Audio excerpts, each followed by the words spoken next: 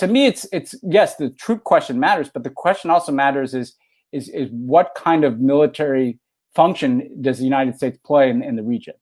And I would like to see us wind down our engagement to the maximum extent possible in the post 9/11 wars, but also shift a mentality to trying to resolve disputes through diplomacy in the region, which is what we were trying to do with the Iran nuclear agreement. And then again, also realizing that the securitization of the region through our military presence has not brought about the stability that the Americans like to talk about. And I just want to echo the point about Malcolm Curr. Like, what we need is exchange programs. What we need is support for civil society. What the United States needs to be doing is setting a democratic example.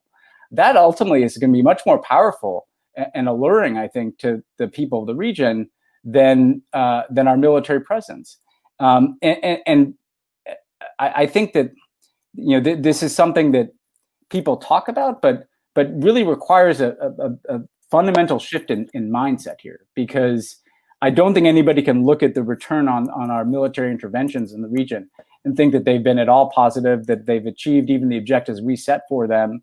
And I think there has to be a willingness to question those basic assumptions. The last thing I want to say about this is people say, well, you're going to give the region to Russia or something, as if it's ours to give, and as if we are controlling somehow the events inside of Middle Eastern countries. That is not the case. What separates America from Russia, what separates America from China, should be our democratic example, our open society.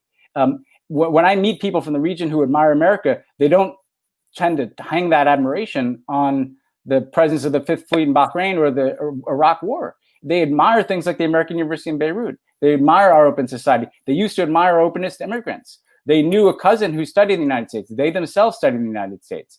This is the kind of effort we should be ramping up, frankly, as we wind down military engagements, because it's hugely impactful and much less costly than what we've seen in terms of our military interventions.